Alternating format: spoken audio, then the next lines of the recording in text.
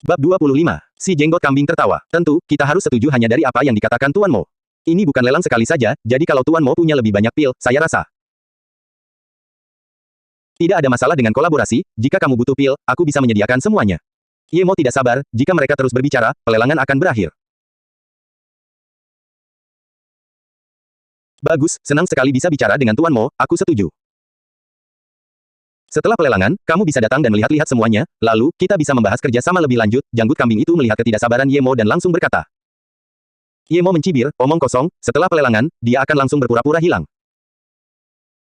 Dia masih memiliki serang lelang, tetapi dia tidak akan cukup bodoh untuk mengambil 100 juta itu. Jika dia mendapatkan rumput berdaun biru berbunga biru, dia akan segera melarikan diri. Dia bisa tahu bahwa janggut kambing ini bukanlah orang baik. 1,1 miliar, harganya telah meroket. Si Wuxian tiba-tiba berkata, semuanya, tenanglah. Atas permintaan pemilik pil, dia sendiri ingin ikut dalam pelelangan ini. Sekarang, kita serahkan saja kepada pemilik pil. Suasana menjadi tenang tetapi segera menjadi riuh lagi. Meskipun tidak pernah ada aturan seperti itu, tidak seorang pun ingin menyinggung pemilik pil pelestari wajah. Jika dia bisa mengeluarkan 2 pil pelestari wajah, siapa yang tahu apakah dia bisa mengeluarkan lebih banyak. Ditambah lagi, jika pil itu mengganggu pemiliknya, maka pemiliknya tidak akan menjualnya kepada mereka, lalu apa yang bisa mereka lakukan? Meskipun Ye Mo benar-benar menginginkan rumput berbunga biru berdaun biru, dia tidak berani terlalu percaya diri.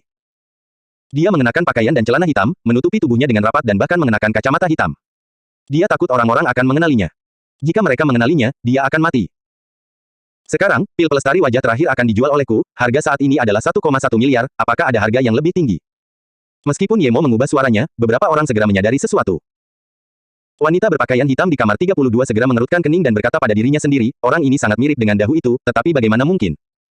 Jika dia melepas topengnya, Ye Mo akan segera mengenalinya sebagai Jingxi. Saya menawar 1,3 miliar. Begitu suara ini terdengar, Ye Mo menjadi bersemangat. Dia menunggu orang ini untuk menawar.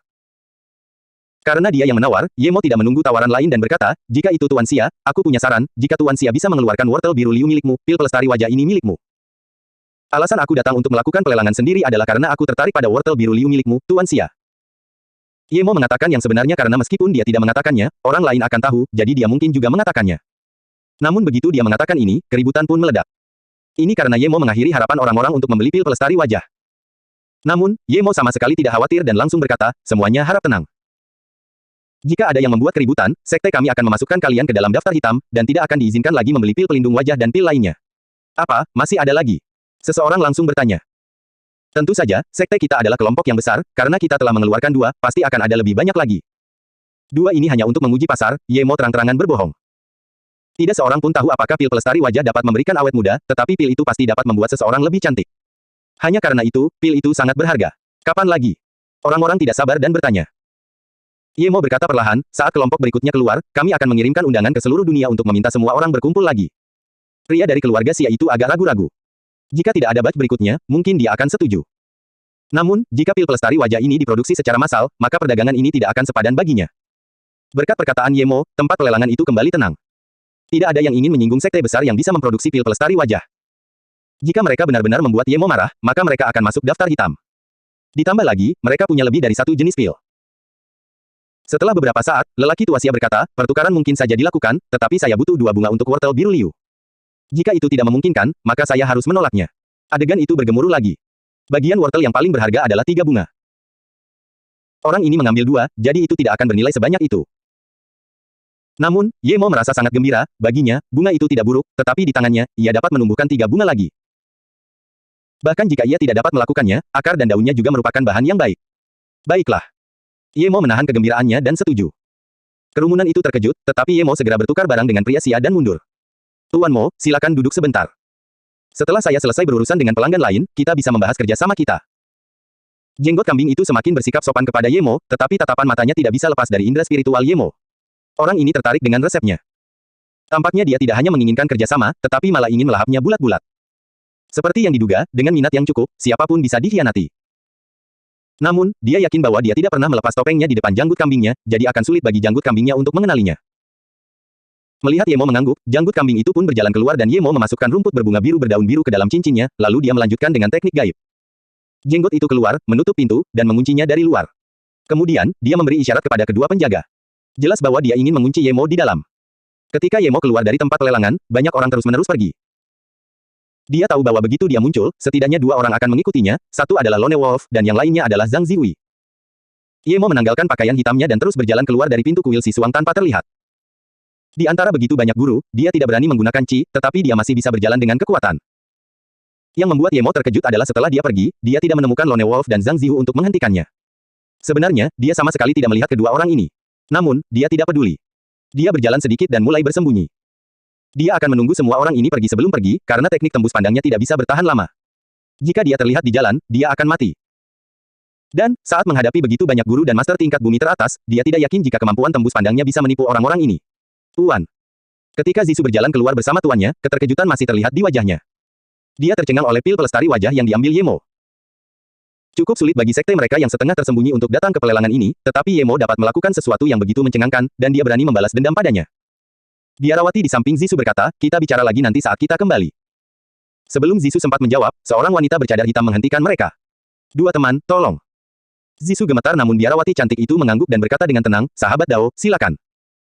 Wanita kulit hitam itu tertawa dan berkata, saya ingin bertanya kepada kalian tentang seseorang. Dia adalah pemuda bercadar hitam. Kalian mungkin mengenalnya. Wajah Zisu menjadi pucat, dia tidak mengerti bagaimana wanita ini tahu mereka mengenal Ye Mo. Wajah biarawati cantik itu juga pucat. Dia tidak ingin mengganggu Ye Mo, tetapi seseorang datang untuk bertanya siapa Ye Mo. Saat pertama kali Zisu berkata dia memiliki kesan tentang orang ini, dia tahu orang ini kemungkinan besar adalah Ye Mo yang membunuh Qianlong Tou sendirian. Dia bahkan tidak ingin mengganggu orang seperti itu. Sepertinya kau tahu, kalau begitu tolong beritahu aku, kata wanita berpakaian hitam itu perlahan, namun dengan santai mengangkat kakinya dan menendang batu besar di sampingnya hingga berkeping-keping. Wajah biarawati cantik itu semakin memburuk. Dengan kemampuan seperti itu, wanita ini setidaknya berada di level bumi. Dia hanya berada di level 3 level hitam, jadi dia bisa dengan mudah dibunuh oleh wanita berpakaian hitam ini. Saya mendengar seorang gadis kecil berkata di kuil Sisuang bahwa dia tahu siapa orang itu, saya yakin saya tidak salah dengar. Suara wanita berpakaian hitam itu menjadi dingin. Pada saat ini, biarawati cantik itu menenangkan dirinya, menatap Zisu dan mendesah. Aku bisa memberitahu Qianbei, tetapi ini hanya dugaan kami. Jika kami memberitahu Qianbei, mohon kasihanilah kami. Jangan khawatir, cepatlah dan katakan. Wanita berpakaian hitam itu tampak tidak sabar. Zisu, katakan padanya, biarawati cantik itu berkata tanpa daya kepada muridnya. Zisu juga tahu dia yang menyebabkan masalah ini dan berkata, dia Ye Mo. Ye Mo. Wanita itu jelas tidak tahu siapa Ye Mo. Karena dia sudah mengatakannya, Zisu tidak lagi merasa khawatir dan menjelaskan, dia berasal dari keluarga Ye di Beijing, ayahnya adalah Ye Wentian, dia adalah cucu Ye Beirong. Dialah yang membunuh Qianlong Tou. Putra Ye Wentian. Bagaimana mungkin seorang anggota keluarga besar bisa sekuat ini? Apakah dia masuk ke sekte tersembunyi? Wanita berpakaian hitam itu mengerutkan kening. Tatapannya ke arah Zisu menjadi dingin. Biarawati cantik itu segera berkata, tidak, Zisu menderita di tangannya. Aku menyelidiki Ye Mo, dia bukan putra kandung Ye Wentian. Dia dijemput oleh Ye Wentian di dekat kuil Luohong 22 tahun yang lalu. Wanita berpakaian hitam itu tertegun sejenak dan mulai menertawakan langit. Hahaha, 22 tahun yang lalu, seorang anak lagi ditemukan di kuil Luohong. Langit menolongku, si Jie, aku tidak menyangka kedua anakmu ditemukan olehku, hahaha. Aku berpikir kemana perginya anak harammu yang satu lagi. Siapa namamu? Wanita berpakaian hitam itu tiba-tiba berhenti tertawa dan menatap biarawati dan muridnya dengan dingin. Wan Bei adalah Huiyan, ini muridku, Zusu. Ada keputusasaan di mata biarawati cantik itu. Dia tahu wanita ini mungkin tidak akan membiarkan mereka pergi. Ami Tuofo. Tiba-tiba terdengar nyanyian yang dalam dan panjang. Wajah wanita berpakaian hitam itu berubah. Dia mencibir. Karena biksu tua itu datang, aku akan membiarkan kalian pergi kali ini. Jika ada orang lain yang mendengar ini, kalian tidak perlu ada. Kemudian, wanita berpakaian hitam itu berbalik dan pergi. Melihat hal itu, sang biarawati membungkukkan badan dan mengucapkan terima kasih ke arah datangnya suara itu, lalu menyeret muridnya pergi. Kuil Sisuang. Ruangan yang baru saja ditinggalkan Ye Mo kini dihuni oleh 5 orang, si jenggot kambing, si Wushan, wanita yang bersama Ye Mo saat ia menyerahkan barang-barang untuk dilelang, seorang pria yang usianya kira-kira sama dengan si Wushan, dan seseorang berpakaian abu-abu yang duduk di belakang yang usianya tidak dapat dipastikan. Si Qiongyu, apakah kita akan membiarkannya begitu saja? Tanya si Wushan kepada lelaki yang usianya hampir sama dengannya. Pria itu tersenyum. Pergi. Kemana dia akan pergi? Meskipun aku tidak tahu bagaimana dia bisa keluar dari ruangan, tetapi dia mungkin menggunakan sesuatu untuk menipu mata. Huang Wen tidak pernah berlatih seni bela diri kuno, jadi wajar saja jika dia tertipu. Namun, dia terlalu meremehkan asosiasi luar angkasa kita jika dia pikir dia bisa pergi begitu saja. Goethe merasa sedikit canggung. Bagaimanapun, Ye Mo melarikan diri, dan dia bahkan tidak tahu. Dia bertanya, Kakak Yu, maksudmu? Si Qiongyu berkata dengan jelas, Lone Wolf sedang menunggunya di jalan menuju tebing. Kita akan bergerak setelah dia diberi pelajaran. Saat itu, dia harus mendengarkan kita. Wanita yang tidak berbicara itu mengerutkan kening dan berkata, si Qiongyu, meskipun idemu bagus, Mo Ying ini telah membunuh Zheng Cheng dan juga saudara-saudaraku. Dia tidak sesederhana itu. Si Wushan melanjutkan, Nona Fang, jangan khawatir, aku sudah melihat kedua pertarungannya. Dia paling tinggi di level hitam. Dibandingkan dengan Lone Wolf yang berada di level bumi, dia jauh lebih lemah. Si Qiongyu mengangguk. Si Di Wusan benar, dia seharusnya bukan tandingan Lone Wolf. Ditambah lagi, bahkan jika dia membunuh Lone Wolf, masih ada Zhang Zihui. Kita hanya perlu menunggu untuk menjadi orang baik, tidak perlu khawatir dia tidak akan menaklukkannya sendiri. Kalau begitu, kenapa kita tidak menangkapnya saja? Ini akan menghemat banyak masalah. Nyonya Fang masih merasa keadaannya tidak aman. Si Qiongyu menggelengkan kepalanya. Bukannya kita tidak ingin melakukan ini, tetapi jika kita menyelamatkan hidupnya, dia akan lebih menghargai kerja sama kita. Ditambah lagi, Biksu tua Wu Dao itu datang. Jika kita bertindak berlebihan, dia pasti akan campur tangan. Ami Tuo Fo. Nyanyian Buddha menyela pembicaraan mereka. Selain orang di belakang, keempat orang lainnya berdiri karena terkejut. 1 jam kemudian, Ye Mo memperkirakan bahwa semua orang mungkin telah pergi dan dia juga berdiri. Dia bertanya-tanya bagaimana perasaan orang-orang kuil Si Suang jika dia pergi tanpa jejak. Ye Mo berjalan ke jalan tebing dan tidak menyembunyikan dirinya. Dengan kondisinya saat ini, orang lain akan menyadari ketidaktampakannya jika ada energi spiritual yang dilepaskan. Namun, saat Ye Mo baru berjalan setengah jalan, dia berhenti. Indra spiritualnya telah memindai Lone Wolf yang tidak jauh. Orang ini benar-benar gigih, menunggunya di sini. Tidak mungkin bagi Ye Mo untuk berbalik dan pergi. Kuil Si Suang memiliki rencana yang jauh lebih jahat untuknya. Kau memang pandai bersembunyi, tetapi meskipun begitu, jangan berpikir kau bisa bersembunyi dariku. Serahkan semua yang kau miliki padaku dan potong satu lenganmu sendiri. Aku akan membiarkanmu hidup hari ini. Lone Wolf sangat sombong. Ye Mo mencibir. Dia tahu banyak orang tahu Lone Wolf akan menghalangi di sini, tetapi Ye Mo yakin tidak ada yang mengintip. Sulit karena jalan itu dibangun di permukaan tebing, dan di luar ada jurang tak berdasar.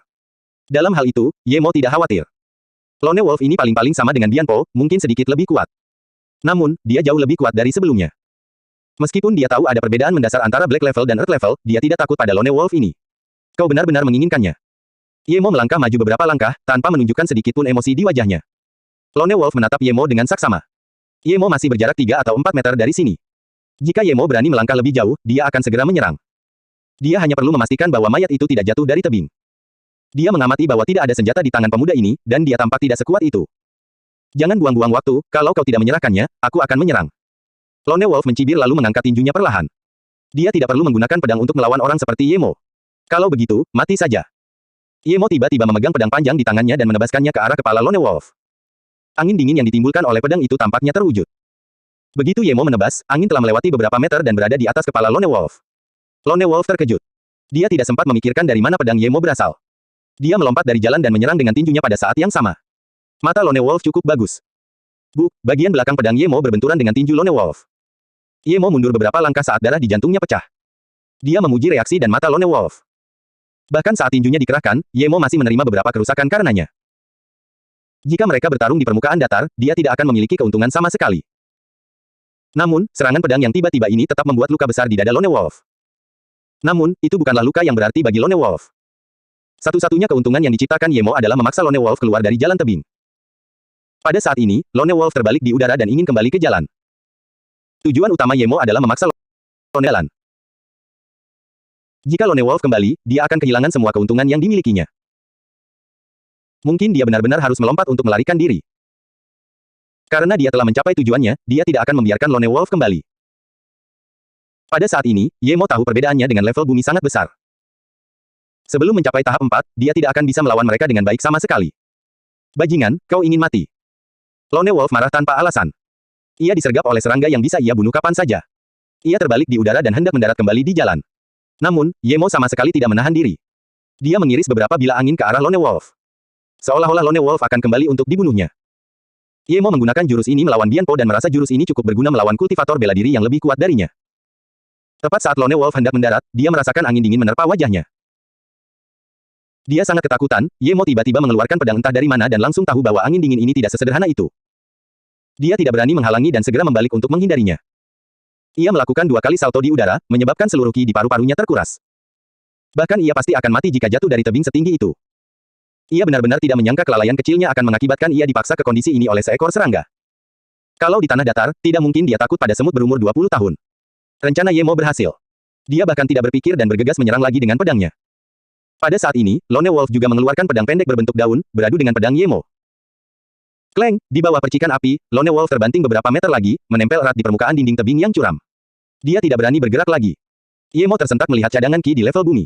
Orang ini masih belum jatuh dari tebing. Pada saat ini, Lone Wolf juga menyesal. Dia benar-benar tidak beruntung. Dia tidak menyangka pemuda ini begitu sulit dihadapi. Apa proyektil tak terlihat itu?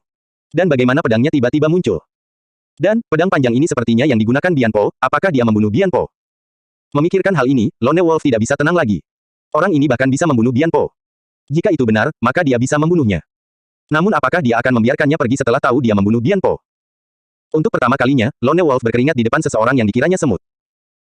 Melihat Lone Wolf menempel di dinding tebing 7 meter di bawah seperti kelelawar, Ye Mo mencibir dan mengambil kembali pedangnya. Meskipun itu adalah gerakan biasa bagi Ye Mo, mata Lone Wolf penuh dengan ketakutan. Dia bisa menganggapnya sebagai Ye Mo yang pandai menyembunyikan senjata sebelumnya, tetapi sekarang, dia jelas melihat dengan matanya sendiri bahwa Ye Mo menyingkirkan pedang itu begitu saja. Lone Wolf telah mengalami banyak situasi hidup dan mati. Meskipun dia meremehkan Ye Mo pada awalnya dan memilih titik penyergapan yang salah, dia telah menyadari situasi yang dialaminya sekarang. Teman, ini salahku. Aku bersedia memberikan segalanya yang kumiliki dan bersumpah untuk tidak membocorkan apa yang terjadi hari ini dan tidak akan merepotkanmu. Lone Wolf segera memohon belas kasihan. Ye Mo mencibir. Kau terlalu naif. Karena aku menyerang, aku tidak punya kebiasaan untuk menunjukkan belas kasihan. Lone Wolf tiba-tiba mencibir. Jadi apa yang bisa kau lakukan padaku sekarang? Lone Wolf berharap Ye Mo akan pergi mencari sesuatu untuk dilemparkan padanya. Begitu Ye Mo pergi, dia bisa segera kembali. Namun, dia merasa segalanya tidak akan sesederhana itu. Ye Mo tertawa. Aku punya 100 cara untuk membunuhmu. Aku bisa menggali batu dan membunuhmu sekarang, tapi aku tidak akan melakukan itu. Mendengar Ye Mo akan menggali batu, wajah Lone Wolf berubah, tetapi dia merasa lega ketika mendengar Ye Mo mengatakan dia tidak akan melakukannya. Wajahnya terus berubah saat dia memikirkan apa yang akan dia lakukan. Itu karena aku akan membunuhmu sendiri. Kemudian, Ye Mo benar-benar melompat dari tebing. Lone Wolf terkejut tetapi langsung dipenuhi kegembiraan. Jika Ye Mo juga melompat, maka dia tidak akan takut padanya sama sekali. Tepat saat dia sedang memikirkan cara untuk melawan Ye Mo, 3 angin dingin melesat ke arahnya. Dia sama sekali tidak bisa menghindarinya. Jika di tanah datar, dia masih bisa menghindar, tetapi di permukaan tebing yang licin ini, dia hanya bisa menghindari 2 angin yang diarahkan ke kepalanya. Dia tidak dapat mengelak dari pukulan yang diarahkan ke dadanya, namun dia berpikir bahwa sekalipun dia menerima pukulan ini, dia tetap akan menyeret Ye Mo jatuh. Namun Lone Wolf langsung merasakan dinginnya punggungnya. Tanpa sadar ia melihat, namun keinginannya mulai memudar. Bagaimana ini mungkin? Begitu pikiran ini sirna, separuh tubuhnya jatuh ke tebing. Pada saat ini, Ye Mo meraih pedang Lone Wolf dan menggunakan teknik pengendalian angin untuk kembali ke jalan. Lone Wolf sudah tidak terlihat lagi. Dia bermain dengan pedang dan merasa itu tidak buruk. Jika dia tidak bisa membuat yang lebih baik, mungkin ada baiknya memberikan yang ini kepada Su Ping. Dia mendapatkan yang ini dari Lone Wolf dan tidak perlu menyembunyikannya. Lagi pula, banyak orang tahu Lone Wolf sedang menunggunya di sini. Jika Lone Wolf mati, semua orang akan tahu itu dia. Ditambah lagi, Ye Mo juga mendengar bahwa Lone Wolf ini adalah orang yang menyendiri. Dia tidak memiliki sekte sehingga Ye Mo tidak perlu khawatir. Dia menaruh pedang di punggungnya dan kemudian melanjutkan berjalan di sepanjang jalan setapak. Dia sangat berhati-hati dan menjaga kesadaran spiritualnya tetap waspada. Dia membunuh Lone Wolf, tetapi jika dia benar, Zhang Zihui mungkin tidak akan membiarkannya pergi. Lagi pula, terlalu banyak orang tahu bahwa Liu Blue Carrot ada di tangannya. Ye Mo benar. Begitu dia berjalan keluar dari jalan setapak tebing ini menuju jembatan rantai logam, dia melihat Zhang Zihui. Dan, dia tidak sendirian, ada banyak orang di mana-mana. Sepertinya orang-orang ini tidak hanya datang ke sini untuk menonton pertunjukan tetapi ingin mendapatkan sesuatu di tengah kekacauan ini. Zhang Zihui membawa pedang bermata 2 yang tampak kuno di punggungnya. Rambutnya putih, tetapi Ye Mo tahu dia jauh lebih kuat daripada Lone Wolf. Zhang Zihui melihat Ye Mo dan tercengang, namun dia melihat pedang di punggung Ye Mo dan cepat bereaksi, berkata, aku kira itu Lone Wolf, tapi kamu benar-benar membunuhnya. Karena kau bisa membunuh Lone Wolf, aku tidak akan bersikap kasar padamu, berikan Liu Blue Carrot dan pergilah. Di mana kau menaruhnya? Zhang Zihui tiba-tiba menyadari bahwa selain pedang, sepertinya tidak ada benda lain pada Ye Mo. Ye Mo mengamati sekelilingnya lalu menatap dingin ke arah Zhang Zihui sebelum berkata dengan jelas, kamu adalah Zhang Zihui. Wajah Zhang Zihui menjadi muram. Berani sekali kau, bocah nakal, Zhang Zihui bukanlah seseorang yang bisa kau panggil begitu. Dari sudut pandangnya, dia jauh lebih kuat dari Ye Mo dan sangat dihormati di sekte-sekte tersembunyi. Generasi muda harus memanggilnya Qian Bei. Dasar bajingan tua, kau benar-benar tidak tahu malu, iya. Kau ingin merampokku, jadi omong kosong generasi tinggi macam apa yang kau lakukan? Ye Mo sangat marah. Orang tua ini sudah cukup tua dan ingin merampoknya tetapi berharap dia bersikap sopan padanya. Menjijikkan. Wajah Zhang Zihui menjadi hitam. Dia sudah berada di puncak tahap tengah tingkat bumi, dan dia bisa memasuki tahap ketiga kapan saja.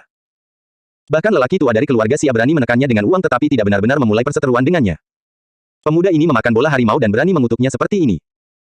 Lagi pula, meskipun dia tidak sering muncul, ketika dia muncul, siapa yang tidak berani memanggilnya Qian Bei Zhang? Jika dia tidak akan menembus tahap tengah, dia benar-benar tidak akan repot-repot melawan seorang Xiao Bei untuk mendapatkan Liu Blue Carrot. Zhang Zihui, yang wajahnya sangat marah, mengeluarkan pedang bermata 2-nya yang panjang. Dia bahkan tidak perlu menggoyangkan pedang bermata 2 itu, tetapi pedang itu berputar, membentuk bunga pedang bermata 2. Pedang bermata 2 itu menyelimuti Ye Mo dengan niat membunuh yang membara. Hati Ye Mo hancur. Jika berada di permukaan yang datar, dia bahkan bisa bertarung dengan Lone Wolf sebentar, tetapi jika berhadapan dengan lelaki tua ini, dia tidak punya peluang. Lelaki tua ini jauh lebih kuat daripada Lone Wolf, menutup jalan mundurnya begitu dia menyerang. Ye Mo tidak punya tempat untuk bersembunyi dan hanya mampu menahan pedang bermata dua itu dengan pedangnya. Ye Mo memikirkan banyak cara, tetapi hanya satu yang bisa mengalahkan lelaki tua itu. Jika dia membombardir lelaki tua itu dengan semua mantra bola apinya sambil menggunakan bilah angin, mungkin dia bisa melukai lelaki tua itu dengan parah atau bahkan membunuhnya. Namun, dia tidak ingin melakukan itu. Jika dia melakukannya, maka banyak orang akan melihat kartu trufnya. Yang terpenting, bahkan jika dia membunuh Zhang Zihui seperti itu, dia juga akan terluka parah oleh serangan terakhir Zhang Zihui. Dengan begitu banyak orang yang menonton, dia tidak akan bisa melarikan diri sama sekali. Klak, klak, klak. Setelah beberapa kali beradu, Ye Mo mundur beberapa langkah. Pedangnya penuh lipatan, dan pakaiannya robek. Ada 2 luka panjang di dadanya. Xiao Bei kurang ajar, beraninya kau bersikap sombong hanya dengan kekuatan tingkat hitam. Zhang Zihui selalu peduli dengan citranya. Awalnya ia hanya ingin menghilangkan kultivasi Ye Mo, tetapi sekarang, ia harus membunuh Ye Mo. Ye Mo baru saja menerima satu gerakan dari Zhang Zihui dan tahu bahwa ia harus lari. Tidak praktis untuk lari kembali karena ia mengamati 2 orang lagi dari jalan tebing. Keduanya berasal dari pemegang lelang. Mereka pasti datang mencari masalah dengannya. Dia menatap mata Zhang Zihui yang dingin dan penuh penghinaan dan tahu bahwa dia harus melompat dari tebing. Namun, meskipun begitu, dia harus memiliki tempat untuk mendarat.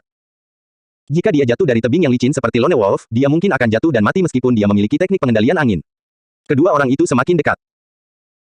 Ye Mo tidak tahu apakah Zhang Zihui sengaja memaksanya mundur sehingga kedua orang di belakangnya dapat menyudutkannya, tetapi dia telah memasukkan Zhang Zihui ini ke dalam daftar yang harus dibunuhnya. Orang tua ini, ketika kekuatannya meningkat, hal pertama yang akan dia lakukan adalah membunuhnya.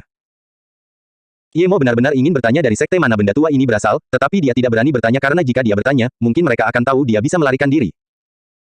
Dia harus membuat langkah selanjutnya sempurna karena dia memindai tempat di mana ada tonjolan dari permukaan tebing 100 meter di bawah. Dia harus mengetuk di sana setelah melompat sebelum melanjutkan jatuh. Orang tua bangka, ambillah satu pedangku lagi. Ye Mo melompat dan menyerang Zhang Zihui sambil mengangkat pedangnya dan menebas kepala Zhang Zihui. Kau minta mati. Zhang Zihui melihat organ vital Ye Mo terbuka lebar dan mencibir. Orang ini sangat ingin mati sehingga berani menggunakan jurus seperti itu terhadapnya. Pedang bermata dua Zhang Zihui menghantam pedang Ye Mo hingga melayang, lalu segera berbalik. Ia sangat marah pada Ye Mo dan ingin segera membunuhnya. Semua orang tampaknya tahu apa yang akan terjadi pada Ye Mo selanjutnya dan tidak ingin melihatnya. Ye Mo akan mendarat setelah serangannya dihalangi oleh Zhang Zihui. Begitu mendarat, dia akan terpotong menjadi 2 oleh serangan berikutnya dari Zhang Zihui. Seolah-olah dia menyerahkan dirinya untuk dibunuh oleh Zhang Zihui. Mustahil bahkan jika dia ingin melompat dari tebing, tak seorang pun yang dapat menghindari pedang Zhang Zihui saat itu. Orang ini sungguh menyedihkan, pinggangnya akan dipotong menjadi 2, biarawati bernama Xiao Yu dari Masjid Lian Hang Jing itu tidak berani melihat dan berbalik. Biarawati yang lebih tua memegang biarawati yang lebih muda dan berkata, guru berkata, saat kita keluar, kita tidak boleh meremehkan orang lain hanya karena kita berasal dari sekte tersembunyi. Alasan mengapa pemuda itu berada di tempatnya sekarang adalah karena dia terlalu sombong.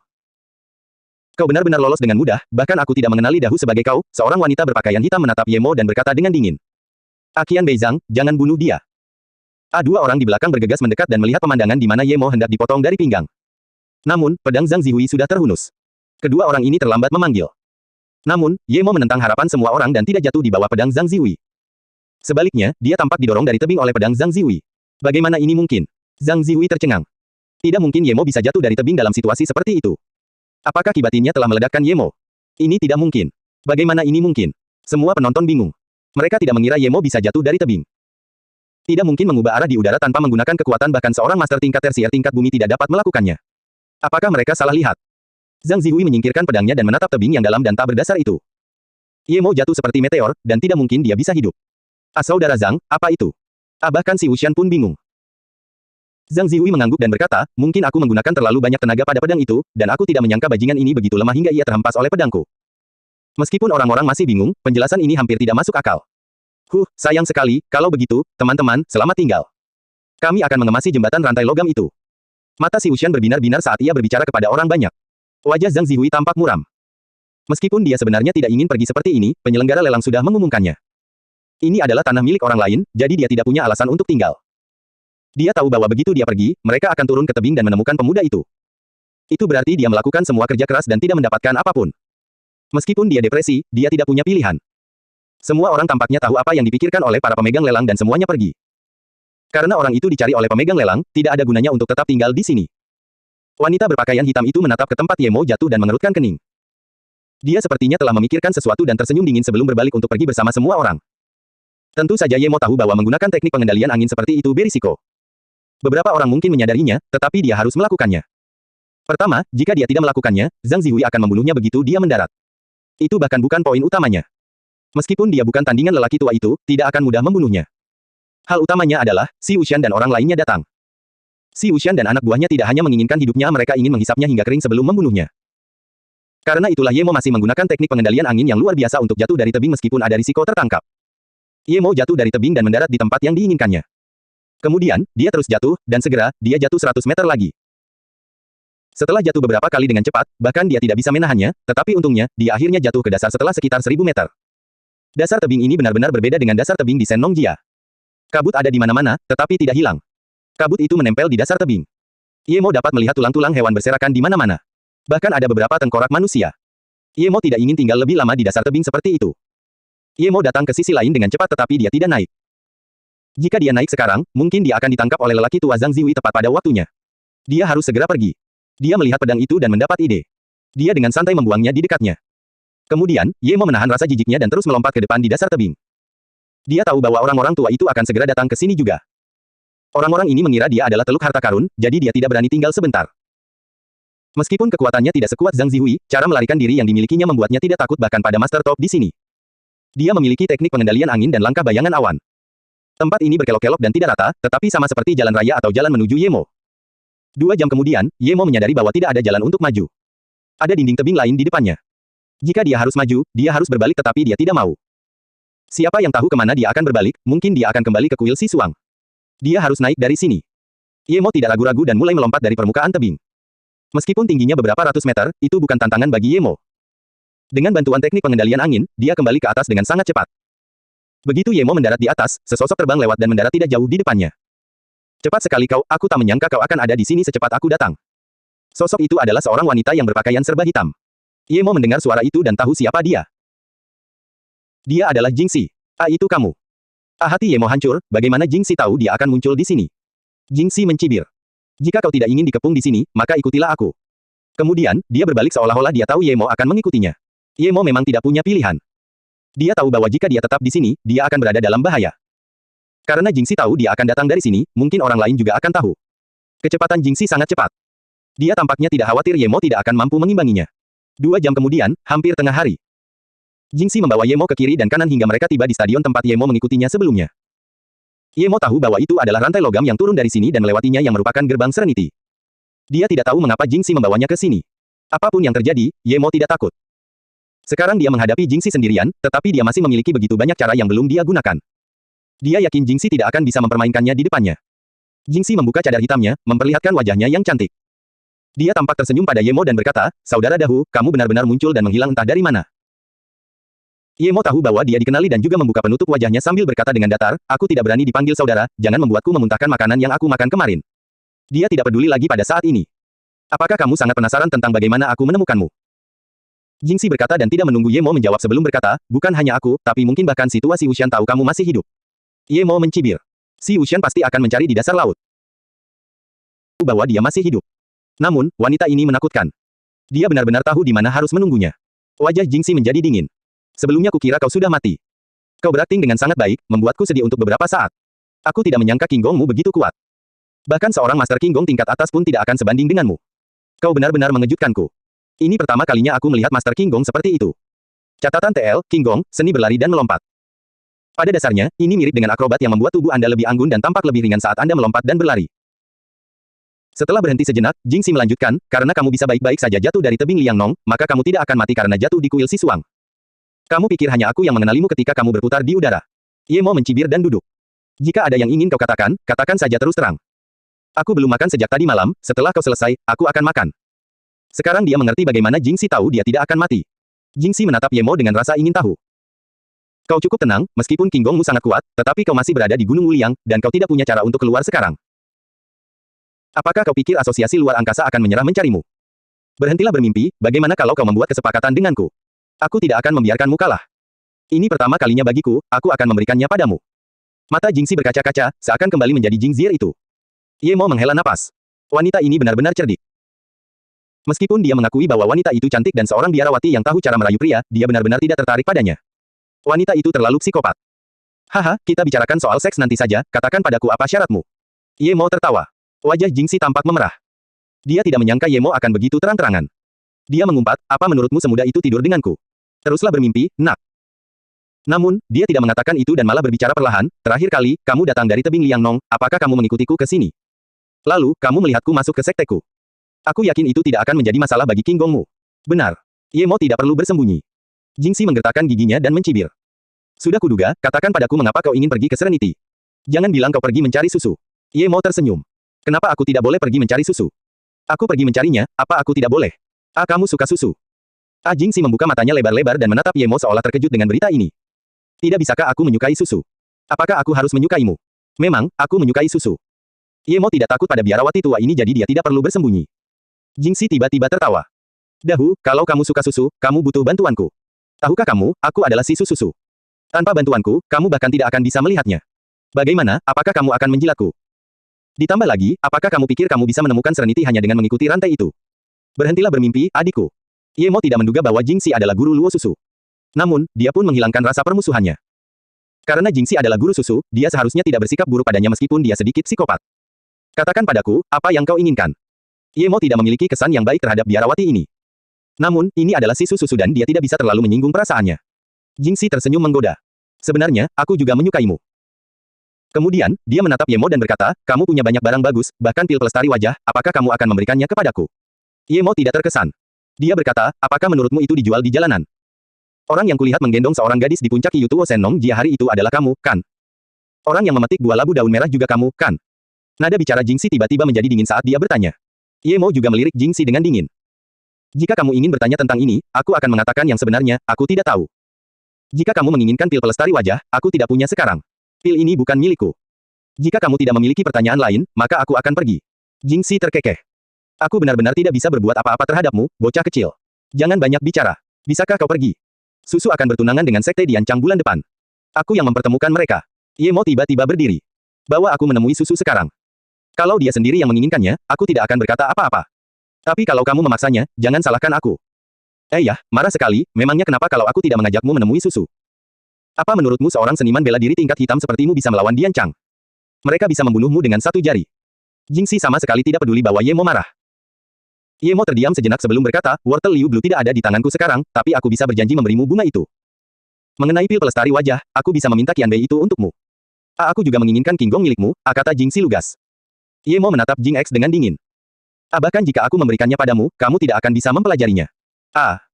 Jingxi berkata dengan nada menghina, itu masalahku, kamu tidak perlu khawatir. Katakan saja jika kamu setuju.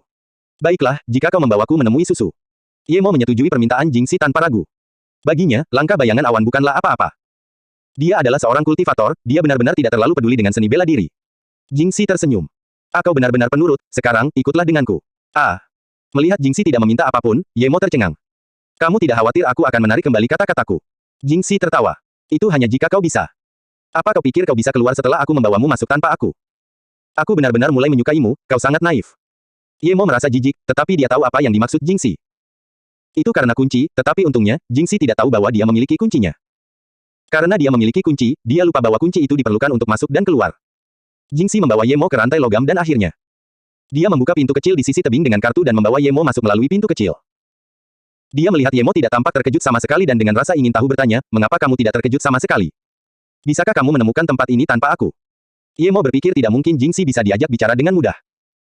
Dia hanya tidak mengerti apa yang akan dilakukan Jingxi. Sekarang setelah Jingxi bertanya, dia memikirkannya dengan nada menghina. Tanpa kamu yang memimpin jalan, aku akan masuk lebih cepat. Aku tidak bisa datang ke sini tanpamu. Nada bicara Ye Mo datar, membuat Jingxi merasa seolah-olah dia meninju kapas. Tanpa dia sadari, Ye Mo mengatakan kebenaran dalam arti lain. Terakhir kali, dia benar-benar tidak akan bisa masuk ke sini tanpa mengikutinya ke sini, tetapi sekarang, dia bisa masuk dan keluar. Jingxi tidak punya urusan dengan itu. Jembatan rantai logam telah diambil, tetapi pada saat ini, si Wuxian dan si Qiongyu berdiri di sini dengan wajah yang sangat buruk. Apakah dia dimakan oleh seekor ular besar? Tanya Nyonya Fang di samping. Si Wuxian mengerutkan kening. Seharusnya tidak begitu. Aku merasa serangan terakhir Mo Ying agak aneh. Tempat dia jatuh juga sangat aneh. Kurasa dia sengaja jatuh. Kalau begitu, dia tidak akan dimakan ular. Ditambah lagi, tidak ada ular besar di dekat sini. Dan, kami juga tidak menemukan pedangnya. Satu-satunya hal adalah tidak ada yang bisa selamat jika mereka jatuh di sini, apalagi seorang seniman bela diri tingkat hitam. Kami telah menemukan pedang itu, tetua Si. Pada saat ini, seorang pria berusia 30-an menaiki tangga yang empuk. Ada pedang bengkok di tangannya. Itu berarti dia mungkin benar-benar dimakan oleh sesuatu. Si Wuxian menatap pedang itu dan bertanya dengan curiga. Si Qiongyu, yang tidak berbicara, berkata dengan muram, terlepas dari apakah dia hidup atau mati, kita harus menemukannya. Orang ini memiliki pil yang sangat kuat. Bahkan metode meramunya pun sangat mahal. Jika kita bisa mendapatkannya, organisasi luar angkasa kita tidak akan tertandingi. Sishu. Ketika Jingxi membawa Ye Mo ke pintu Serenity, dua biarawati kecil yang menjaga pintu masuk datang dan menyapa dengan hormat. Kedua biarawati itu melihat Ye Mo di belakang Jingxi dan sangat terkejut. Seorang biarawati yang tampak tua datang ke sini dan juga menatap Ye Mo dengan kaget sebelum bertanya, "Si Mei Jingxi, ini?" Jingxi membungkuk sedikit dan berkata, "Si Ji Jingxian, dia Mo Ying, dia datang untuk mencari susu." Jingxian mengerutkan kening. "Si Mei Jingxi, sekte kami tidak pernah mengizinkan orang luar masuk, terutama laki-laki." Ye Mo memindai indera spiritualnya di sepetak rumah ini dan tidak menemukan luo susu. Mendengar kata-kata Jingxian, dia berjalan dan menjelaskan, "Qian Bei, luo susu pernah menyelamatkan nyawa Wan Bei. Jadi aku datang ke sini untuk berterima kasih padanya. Mohon maaf atas ketidaksopananku." Jingxian menggelengkan kepalanya. "Luo Ying telah menjalani pelatihan isolasi, silakan pergi." Kemudian, dia berbalik dan pergi. "Apa?" Ye Mo terkejut seperti tersambar petir dan berdiri di tempatnya. "Luo Ying," Jingxian baru saja mengatakan Luo Ying. "Qian Bei, tolong tunggu sebentar." Setelah Jingxian berjalan sangat jauh, Ye Mo bereaksi dan mengejar, menghentikan Jingxian. "Apa lagi?" Jingxian mengerutkan kening dan bertanya. Dia semakin tidak senang dengan Jingxi. Dia secara terbuka membawa seorang pria ke Serenity. Ini tidak dapat ditoleransi, tetapi dia juga tahu Jingxi bahkan tidak peduli padanya, pemimpin sekte. "Qian Bei, apa maksudmu, kau memanggilnya Luo Ying?" Ye Mo bertanya dengan gemetar. Ia telah berpikir siang dan malam, tetapi ia tidak menyangka akan mendengar nama Luo Ying di sini. Jingxian menatap Ye Mo dengan aneh sebelum berkata, "Luo Ying adalah Luo Susu, dia telah mengubah namanya menjadi Luo Ying." Ye Mo bertanya lagi dengan gemetar, bisakah Qian Bei memberitahuku mengapa dia mengubah namanya? Karena Susu bilang dia selalu bermimpi dipanggil Luo Ying, jadi dia mengganti namanya. Jingxian menatap Ye Mo dan mendesah. Dia menggelengkan kepalanya dan berbalik untuk pergi. Namun, kepala Ye Mo berdengung. Dia tercengang. Itu memang tuannya. Dia pindah ke sini seperti dirinya, tetapi tuannya hanya bisa mengingat namanya dan melupakan semua hal lainnya. "Tuan, akhirnya aku menemukanmu. Luo Ying, akhirnya aku menemukanmu." Tidak heran dia merasakan keakraban dari Luo Susu di padang pasir. Dia benar-benar Luo Ying. Tetapi mengapa Susu datang jauh lebih awal darinya? Atau mungkin dia datang ke sini segera setelah dia lahir tetapi baru mengingat kejadian itu setelah dia trauma. Atau apakah karena waktu dan tempat dia datang 20 tahun kemudian? Pada saat itu, semua pikiran dan emosi muncul. Ye Mo merasa dadanya seperti terbakar api. Di belakang Gunung Serenity di sebuah ruangan batu, seorang wanita berpakaian putih yang tampak seperti Dewi Keabadian duduk dengan tenang di atas bantal bundar. Tidak ada gerakan. Wajahnya pucat pasi, tidak ada sedikit pun darah di sana. Meski begitu, tetap saja tidak bisa menutupi kecantikannya yang memukau. Namun, di depan bantal, ada darah di lantai batu. Sangat jelas bahwa itu adalah darahnya. Dia telah berhenti berkultivasi karena dia tahu jika dia berkultivasi, dia akan memuntahkan darah. Saat ini, dia memegang botol air kosong di tangannya. Matanya tampak keruh. Dalam mimpi dan kesadarannya, selalu ada sosok yang melayang-layang. Namun, ketika dia ingin melihat dengan jelas, sosok itu menghilang. Sekarang karena dia tidak bisa berkultivasi, sosok di kepalanya muncul lebih sering. Seolah-olah dia sudah mengenal orang itu sejak lama. Akhirnya, sosok yang melayang itu berhenti, dan dia menyadari bahwa itu adalah Ye Mo. Setelah beberapa lama, dia bernapas dengan nyaman dan merasakan kalung giok di dadanya. Giok itu hanya seukuran kacang polong. Dia tahu bahwa jika bukan karena giok ini, dia akan disiksa sampai mati oleh ruangan beku ini. Namun, yang membuatnya semakin bingung adalah dia merasakan Ci Ye Mo pada kalung giok ini. Apakah dia terlalu banyak berpikir atau apa? 3 tahun. Dia tersenyum pahit. Dia bahkan tidak bisa bertahan 3 bulan. Jika giok seukuran kacang polong ini menghilang, itu akan menjadi saat dia meninggal. Bahkan tuannya tidak bisa bertahan 2 tahun, bagaimana dia bisa bertahan 3 tahun? Pikirannya berkelebat saat-saat ketika Ye Mo masih bersamanya. Dia menunjuk ke sumur jernih di padang pasir dan berkata, "Selamat ulang tahun.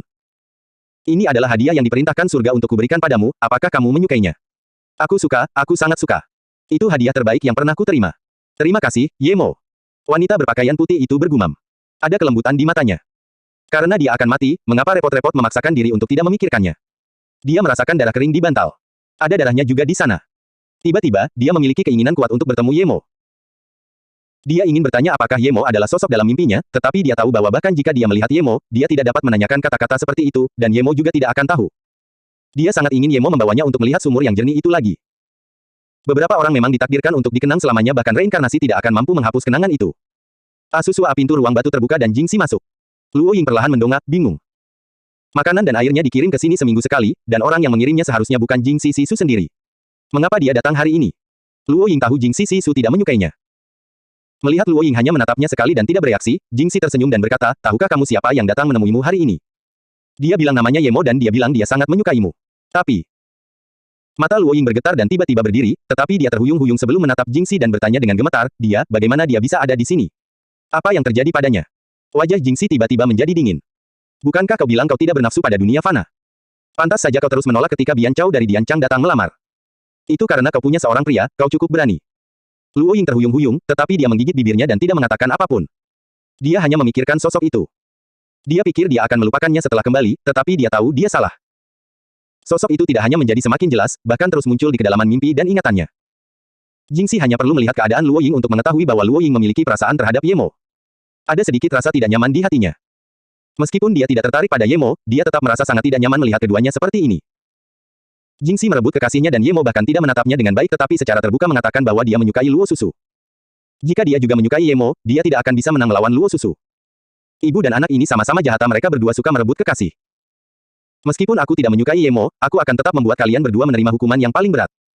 Memikirkan hal ini, ada senyum dingin di bibir Jingxi. Susu, jangan khawatir, aku akan membiarkanmu melihat kekasihmu nanti, tetapi sebelum itu, jangan kecewa. Jingxi tiba-tiba menepuk dinding batu puluhan kali. Sebuah jendela muncul di dinding batu, tetapi sangat kecil. Dari jendela ini, lapangan latihan yang berjarak 100 meter dapat terlihat, bahkan aula penyambutan dan ruang VIP. Jingxi membuka jendela dan pergi. Luo Ying menatap punggung Jingxi dengan linglung sebelum berbalik untuk melihat keluar jendela. Hatinya kacau. Dia tidak tahu apa yang akan terjadi pada Ye Mo. Jika Jingxi Sisu marah, Ye Mo pasti tidak akan bisa pergi. Ye Mo terkejut dan menjadi kacau oleh berita Luo Ying. Ketika dia bangun, dia hanya melihat seorang biarawati kecil yang tampak segar berdiri di depannya. Biarawati itu melihat bahwa Ye Mo telah bangun dan dengan cepat berkata, "Si Xiong, pemimpin menyuruhku untuk mengusirmu dari Serenity." Sebelum dia selesai berbicara, Ye Mo segera memotongnya, "Katakan pada pemimpinmu, aku akan membawa Luo Ying pergi hari ini, tidak ada yang bisa menghentikanku." Saat ini, hanya ada Luo Ying di hatinya. Bahkan jika dia menghancurkan Serenity, dia tetap akan mengambil Luo Ying. Tidak ada yang bisa menghentikan tekadnya. Dian Chao, seorang anggota sekte tersembunyi yang berani memikirkan gurunya, dia benar-benar tidak ingin hidup lagi. Di mata seorang kultivator Dao, tidak peduli seberapa kuat Dian Chang, dia tidak akan terlalu memikirkannya. Luo Ying, selama dia masih punya satu nafas lagi, tak seorang pun bisa menyentuhnya. Si Xiong. Biarawati cantik ini melihat Ye Mo bersikap tidak masuk akal dan memanggilnya lagi dengan susah payah. "Kembalilah, biarkan aku yang mengurus ini." Jingxi tiba tepat waktu. Kata-katanya membuat biarawati kecil yang cantik itu merasa lega. Dia membungkuk dan berkata, "Ya, Sisu." Ye Mo menatap Jingxi dengan dingin. Bawa aku menemui Luo Ying, aku setuju dengan semua syaratmu." Jingxi berkata tanpa ekspresi, ikutlah denganku dulu." Jingxi membawa Ye Mo ke ruangan terakhir di antara rumah-rumah itu dan kemudian menutup pintu. Dia menghela napas dan berbalik perlahan sambil berjalan pergi. Ye Mo melihat Jingxi menutup pintu dan menyadari ada dupa yang menyala di dalam ruangan. Baunya agak aneh. Dia mengerutkan kening dan ingin mengatakan sesuatu tetapi Jingxi melepaskan lapisan luar pakaiannya sehingga memperlihatkan kulit putihnya dan pakaian dalamnya. Pita merah di sekitar perut dan dadanya sangat mencolok. Kembalinya Isobel. Jingxi, setelah menanggalkan sebagian pakaiannya, tampak lebih seksi di ruangan itu dengan aroma dupa. Ye Mo tidak dapat memahami apa yang biarawati ini coba lakukan, tetapi begitu dia memikirkan niat dan kata-kata biarawati itu, dia tidak terangsang sedikit pun. Dasar bocah nakal.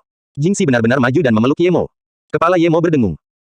Tubuh seorang wanita yang menggerakkan menyelimutinya, belum lagi wanita ini adalah seorang biarawati, yang sangat cantik dan tampak suci. Dia jelas tidak memiliki perasaan apapun terhadap wanita ini, tetapi ada hasrat yang muncul dari lubuk hatinya. Merasakan perubahan Ye Mo, Jingxi semakin dekat dengan Ye Mo. Awalnya dia hanya ingin berpura-pura agar Luo Ying melihatnya, tetapi pria yang disukainya itu seperti itu, tidak mampu menahan godaannya. Dia ingin membuat Luo Ying kecewa, putus asa, terluka, lalu mengejeknya di depannya. Namun, Jingxi tidak benar-benar berniat membiarkan Ye Mo melewati batas. Dia memiliki egonya sendiri.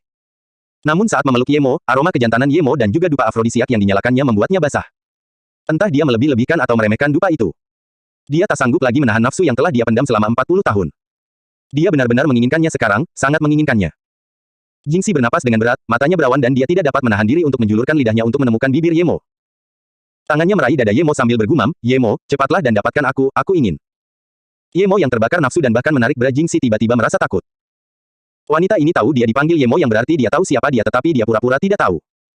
Kemudian, dia melihat dupa itu dan langsung tahu itu adalah dupa afrodisiak. Apa yang ingin dilakukan wanita ini? Ye Mo menjadi tenang, berpikir itu hampir saja terjadi, dia hampir saja terpikat.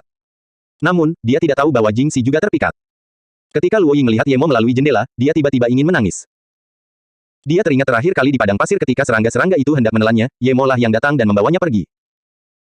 Kemudian, dia teringat ketika Ye Mo tidak dapat melarikan diri dari serangga-serangga itu, dia lebih suka membuang tas penyelamat daripada meninggalkannya. Dan sebelum dia hampir mati, dia bahkan mengiris pergelangan tangan dan membiarkan wanita itu meminum darahnya. Apakah dia datang ke sini hari ini untuk membawanya pergi? Apakah dia membawanya untuk melihat dengan jelas? Namun, adegan berikutnya membuatnya merasa hatinya seperti diiris. Dia tidak mengerti mengapa dia memiliki perasaan seperti itu. Ye Mo tidak pernah memberinya janji apapun, begitu pula dia kepada Ye Mo. Namun, saat melihat Ye Mo memeluk wanita itu, melihat tingkah mereka berdua, dia tidak dapat menahan tangisnya. Dia merasa dadanya hancur, dan semua kekuatannya hilang. Dia tidak ingin menatapnya, tetapi dia tidak dapat menahan diri. Dia teringat kata-kata perpisahan Jingxi, tapi sebelum kalian bertemu, jangan kecewa. Apakah dia kecewa? Mengapa dia datang dan menemuinya tetapi bersikap seperti itu kepada Jingxi Sisu? Mengapa? Luo Ying tahu Jingxi sengaja merayu Ye Mo. Namun, reaksi Ye Mo membuatnya merasa sangat buruk. Tidak peduli seberapa bebasnya Jingxi, dia tidak bisa menerima Ye Mo bersikap bebas bersama Jingxi. Dia merasa seperti mengingat Ye Mo dari kehidupan masa lalunya. Bayangan Ye Mo dalam benaknya berasal dari kehidupan masa lalunya, jadi dia tidak bisa menerima melihat Ye Mo dan Jingxi seperti ini. Hatinya sangat sakit, tetapi dia tidak bisa menahannya. Dia perlahan berbalik dan akhirnya tidak mampu menahannya lagi saat air matanya semakin deras jatuh, melewati bibirnya sehingga darah mengalir dari bibirnya ke lantai batu yang dingin. Ye Mo menenangkan diri dan dengan santai meraih Jingxi dan membantingnya ke tikar bambu di samping. Jangan coba-coba melakukan ini padaku, katakan di mana susu berada. Aku akan memberikan apa yang aku butuhkan untuk membayarmu. Aku tidak tertarik padamu. Suara Ye Mo dingin. Kegembiraan dan kegembiraan Jingxi tiba-tiba menghilang. Meskipun kulitnya masih merah dan hasrat bawaannya masih ada di dalam hatinya, langkah egonya itu membuatnya tidak dapat mengendalikan diri. Meskipun dupa itu memengaruhinya, penolakan Ye Mo yang tanpa ragu-ragu dan tindakan kasarnya membuatnya tidak dapat menerimanya. Dia hampir memuntahkan darah karena marah. Bagus, kau sangat bagus. Jingxi berjalan ke sudut ruangan dan berdiri di depan dupa. Kemudian, dia berbalik dan menatap Ye Mo dengan dingin sambil berkata, kau akan menyesalinya, kau ingin melihat susu, dalam mimpimu yang menyebalkan itu. Jingxi hampir menjadi gila. Meskipun dia tidak menyangka hal-hal akan berkembang hingga titik ini, dia tidak lagi menolaknya karena hal itu sudah terjadi. Namun, Ye Mo mencampakkannya seperti rumput liar. Jika dia bisa menerimanya, dia tidak akan menjadi Jingxi. Ye Mo bahkan tidak mau repot-repot melihat psikopat ini dia menjalankan energi spiritualnya dan menghilangkan semua efek dupa. Dia mendorong pintu dan keluar. Bahkan jika Jingxi tidak memberitahunya, dia masih bisa bertanya pada Jingxian. Dia merasa bahwa Jingxian jauh lebih mudah diajak bicara daripada Jingxi. Melihat Ye Mo berbalik dan pergi, Jingxi sangat marah hingga gemetar dan wajahnya pucat pasi. Kemarahannya telah sepenuhnya menekan nafsunya. Awalnya dia hanya ingin mendorong Ye Mo setengah jalan, tetapi sekarang gilirannya untuk kehilangan muka. Selain si Jie-nya yang mencuri kekasihnya bertahun-tahun yang lalu, dia tidak pernah semarah ini. Keluarga ini tidak memiliki satupun hal yang baik. Balas dendam, aku ingin balas dendam. Jingxian duduk di salah satu ruangan dan sepertinya tahu bahwa Ye Mo telah datang. Dia berkata kepada Ye Mo di pintu, karena kamu sudah datang, masuklah. Ye Mo mendorong pintu hingga terbuka dan masuk. Ia membungkuk kepada Jingxian dan berkata, Jingxian Qianbei, aku tahu kau adalah pemimpin Serenity, tetapi aku harus membawa susu pergi hari ini. Apapun yang harus kulakukan untuk membawanya pergi, izinkanlah aku. Kau benar-benar menyukainya. Jingxian tidak mendongak, tetapi mendesah dan berkata. Ye Mo berkata dengan tegas, ya, aku sangat menyukainya, tolong biarkan aku. Aku bisa menunjukkan sesuatu yang akan membuat Qianbei senang. Aku tidak menganggap susu sebagai sesuatu, tapi itu hanya rasa terima kasihku karena sektemu telah membesarkannya. Setelah terdiam cukup lama, Jingxian menghela napas lagi dan melanjutkan, Luo Ying. Susu anak ini. Kau mampu keluar dari situasi itu, bisa dilihat kau bukan orang biasa. Kalau begitu, aku akan membuat keputusan, biarlah. Tunggu sebentar. Tiba-tiba, sebuah suara menghentikan kata-kata Jingxian. Jingxi kini telah berdandan, dan ada 3 biarawati setengah baya di belakangnya. Ye Mo melirik beberapa orang ini. Keempat biarawati ini sebenarnya semuanya berada di level bumi. Selain Jingxian, Serenity memiliki begitu banyak kekuatan. Namun, karena Jingxian tahu Jingxi adalah orang jahat dan mencoba merayunya, mengapa dia tidak melakukan apapun? Apakah dia hanya seorang pemimpin boneka? Jingxi si Mei, apa lagi yang ingin kau katakan? Meskipun nada bicara Jingxian tenang, Ye Mo mendengar nada gemetar dalam suaranya. Itu adalah kemarahan yang tidak bisa dilepaskan. Jingxi berkata dengan tenang, pemimpin si Jie, orang ini berasal dari dunia fana. Jika dia datang dan mengambil salah satu murid sekte kita, bukankah itu melanggar aturan sekte? Jika setiap orang datang untuk mengambil salah satu murid kita, maka sekte kita akan lama hilang. Jingxi mengerutkan kening dan berkata perlahan, si Mei, kamulah yang membawanya masuk, dan kamu juga mengatakan dia ingin bertemu Luo Ying, mengapa kamu mengatakan ini sekarang? Jingxi tiba-tiba berkata dengan marah, baru sekarang aku tahu dia bajingan yang tamak, dia mencoba menggangguku. Aku juga melihat dia begitu ingin bertemu susu sehingga aku mengizinkannya masuk untuk menemuinya. Tapi aku tidak tahu dia seperti ini. Aku telah melanggar aturan sekte, aku bersedia dihukum. Setelah Jingxi selesai berbicara, ketiga biarawati di belakangnya mulai menatap Ye Mo dengan pandangan jijik. Jelas, mereka mempercayai kata-kata Jingxi. Ye Mo mencibir tetapi tidak berbicara. Dia memandang rendah para biarawati ini, menganggap mereka lebih bodoh daripada orang idiot. Kata-kata Jingxi penuh dengan kebohongan, tetapi mereka tetap mempercayainya. Namun, dia tahu bahwa Jingxian mungkin tahu dia tidak seperti itu. Jadi dia tidak repot-repot menjelaskan. Lalu, menurutmu apa yang harus kita lakukan? Jingxian menghela napas. Dia tahu Jingxi hanya mengada-ada, tetapi dia tidak punya cara untuk membantu Ye Mo. Si Jie, kurasa kita bisa membiarkan orang ini menemui susu sekali saja dan langsung menendangnya pergi, kata Jingxi tiba-tiba. Ye Mo juga tercengang. Dia tidak menyangka Jingxi akan mengizinkannya bertemu Luo Ying. Selama dia bertemu Luo Ying, dia pasti akan membawanya pergi. Apakah dia ingat perjanjiannya dengannya? Jingxian juga terkejut. Dia sudah siap membujuk Ye Mo untuk pergi, tetapi dia tidak menyangka Jingxi akan setuju. Apa yang sedang dipikirkannya? Tiba-tiba, wajah Jingxian berubah seolah tahu apa yang ingin dilakukan Jingxi. Seperti yang diharapkan, Jingxi berkata perlahan, tentu saja, seseorang yang bukan dari sekte tersembunyi tidak akan dapat melihat murid-murid kita dengan mudah. Menurut aturan, dia harus pergi ke Gunung Pedang dan Lautan Api. Jing Xian langsung mengerutkan kening. Sebelum Ye Mo sempat berbicara, dia berkata, Luo Ying masih dalam pelatihan isolasi, menurutku sebaiknya kau pergi dulu dan kembali setelah 2 tahun. 2 tahun. Ye Mo tercengang. Jing Xi tersenyum dingin. Tentu saja, jika kamu tidak ingin melihat Luo Ying, silakan pergi. Dia tahu Ye Mo tidak akan menolaknya. Ye Mo menatap Jing Xi dengan dingin. Tentu saja, dia tahu apa yang dipikirkan wanita ini, jadi dia berkata, kalau begitu, bawa aku ke sana. Tapi aku lupa memberitahumu, Jing Xi, untuk wanita sepertimu, bahkan jika kamu menggunakan afrodisiak, aku tidak akan tertarik padamu. Aku tidak akan menyia-nyiakan keperawananku untukmu. Karena dia sudah menyinggungnya, dia mungkin akan melakukan lebih banyak lagi. Jika ini bukan Serenity dengan banyak master tingkat bumi di sekitarnya, dia pasti sudah memulai pembantaian. Jing Xi benar-benar psikopat. Mendengar ini, wajah Jing Xi langsung berubah hijau. Luo Ying melihat Ye Mo dan Jing Xi dan perlahan berbalik. Dia benar-benar tidak ingin melihat Ye Mo bersama wanita lain seperti itu, terutama jika wanita itu adalah Jing Xi. Tuannya mati secara tidak langsung di tangannya. Namun, Luo Ying masih tidak bisa menahan keinginannya untuk melihat Ye Mo. Meskipun dia berbalik, dia masih tidak bisa menahan keputusasaan dan harapannya. Dia ingin melihat apakah Ye Mo adalah orang yang sama dalam mimpinya, dan dia juga ingin melihat apakah Ye Mo akan datang untuk membawanya pergi. Namun, dia sudah melakukannya, apakah dia akan membiarkannya membawanya pergi? Dia akhirnya tidak dapat menahannya dan berbalik lagi. Ruangan itu kini kosong, jadi kemana Ye Mo pergi? Luo Ying tiba-tiba mulai khawatir. Ia tiba-tiba merasa lebih baik bagi Ye Mo untuk memeluk Jing Xi daripada tiba-tiba menghilang di depan matanya. Dia bergegas ke jendela dan melihat sekeliling. Tidak ada tanda-tanda Ye Mo. Dia mulai semakin khawatir. Dia tahu Ye Mo cukup kuat, tetapi mungkin Jing Xi Sisu hanya membutuhkan satu tangan untuk membunuhnya. Apakah Ye Mo menolak Jing Xi Sisu, membuatnya marah dan sampai-sampai dia membunuh Ye Mo? Luo Ying tiba-tiba mulai menyalahkan dirinya sendiri. Dia bahkan berharap Ye Mo tidak menolak Jing Xi dan tidak membuat Jing Xi marah. Ye Mo pasti dipaksa dalam situasi itu. Bagaimana dia bisa menjadi tandingan Jing Xi? Dia seharusnya tidak bersedih karenanya. Sejak dia datang, dia pasti ada di sini untuknya. Jika dia tidak mendengarkan Jing Xi Sisu, bagaimana dia akan menemukannya? Semakin Luo Ying berpikir, semakin dia khawatir. Gunung Pedang. Luo Ying akhirnya melihat gunung pedang setinggi 70 meter yang didirikan di tempat latihan. Wajahnya langsung menjadi pucat pasi. Dia tahu tentang aturan sekte. Jika orang-orang dari dunia fana dapat menemukan sekte tersebut dan berselingkuh dengan seorang murid, maka orang itu harus naik ke gunung batu dan menuruni lautan api. Ketika dia melihat gunung pedang, dia benar-benar mengerti bahwa itu dipersiapkan untuk Ye Mo. Selain gunung batu, ada lautan api yang lebih menakutkan. Jangan! Teriak Luo Ying. Namun, suaranya melengking. Suaranya bergema di ruangan batu itu. Namun, tidak peduli seberapa keras dia berteriak, suaranya tetap bergema. Setelah dikurung di ruang es selama beberapa bulan, dia merasa tubuhnya menjadi sangat lemah. Jika Ye Mo tidak melakukan sesuatu untuknya sebelumnya dan membuat kalung giok itu, mungkin dia bahkan tidak akan bisa berteriak. Sejak berdirinya sekte tersebut hingga sekarang, hal ini terjadi sebanyak 3 kali. Namun, tidak ada satupun dari mereka yang selamat. Dia juga mendengar bahwa kejadian terakhir itu berhubungan dengan gurunya, tetapi itu melibatkan privasi gurunya, jadi dia tidak berani bertanya secara spesifik. Apapun yang terjadi, dia tidak bisa membiarkan Ye Mo pergi ke sana. Dia berpegangan erat pada tepi jendela tanpa daya dan teringat ketika dia bertanya kepada gurunya, "Guru, apa itu gunung pedang dan lautan api?" Itulah tahun ketiga dia datang ke Serenity dan mendengar percakapan kedua si Jie-nya dan kemudian dia datang untuk bertanya kepada gurunya. Luo Ying ingat dengan jelas bahwa mata tuannya merah saat dia menepuk kepalanya. Susu, itulah janji dan kegigihan seorang pria. Jika suatu hari seorang pria bersedia pergi ke sana untukmu, dialah orang yang kamu tunggu. Ingat kata-kata tuanmu, kamu tidak boleh membiarkan orang itu benar-benar pergi ke sana untukmu. Jika dia benar-benar melakukannya, dia hanya akan bisa melakukannya sekali untukmu. Tidak akan ada apa-apa setelahnya. Kamu harus menghentikannya apapun yang terjadi, ingat ini. Kamu masih muda, kamu tidak mengerti sekarang. Dia ingat dengan jelas bahwa tuannya mulai menangis setelah itu. Aku datang terlambat. Aku harus menghentikannya, aku harus menghentikannya. Kata-kata ini terngiang di benak Luo Ying. Tiba-tiba dia menyadari bahwa dia bahkan tidak bisa berteriak lagi. Dia tidak bisa menghentikannya, dan dia hanya bisa menatap gunung pedang yang tinggi itu dengan putus asa. Meskipun dia tidak tahu apa itu gunung pedang dan lautan api, Ye Mo sama sekali tidak takut. Dia adalah seorang kultivator. Jika dia hanya takut pada hal itu, maka lebih baik dia tidak berkultivasi. Ye Mo mengikuti Jing Xi dan rombongan ke tempat latihan. Dari jauh, dia melihat gunung-gunung pedang yang tinggi. Gunung-gunung itu bermata dua. Ye Mo mengerutkan kening. Ketinggian ini sama sekali bukan tantangan baginya. Dia bisa berdiri di puncak dengan Wind Control Su. Tiba-tiba, Ye Mo berhenti karena ia merasakan sakit di hatinya.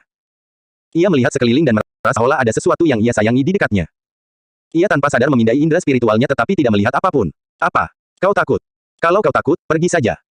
Kali ini bukan Jing Xi yang berbicara, melainkan seorang biarawati di sampingnya. Wajahnya sangat gelap, dan penampilannya juga sangat jelek. Ye Mo bertanya-tanya apakah wanita ini adalah yang paling jelek di sekte tersebut. Dia tidak peduli untuk memperhatikan wanita ini. Karena dia bersama Jing Xi, itu berarti mereka bersama. Ada sekitar 30 biarawati di sekitar Gunung Pedang. Mungkin semua biarawati di Serenity datang. Ye Mo menatap Gunung Pedang, yang seperti menara besar dengan bentuk tombak segitiga. Ada bila-bila putih keperakan yang sangat tipis di gunung itu. Bila-bila itu saling berhadapan dengan 3 bilah setiap baris. Ada 1 baris setiap 30 cm. Orang bisa membayangkan bahwa orang normal bahkan tidak akan mampu berdiri di sana. Ye Mo mengerutkan kening. Gunung batu ini sangat mudah baginya. Dia hanya perlu mengetuk salah satu bila untuk mencapai puncaknya, tetapi bagi yang lain, itu pasti tidak akan semudah itu. Namun, pikirnya, jalannya juga tidak semudah itu. Selain dia, siapa lagi yang bisa menggunakan Wind Control Su untuk terbang hingga hampir 100 meter?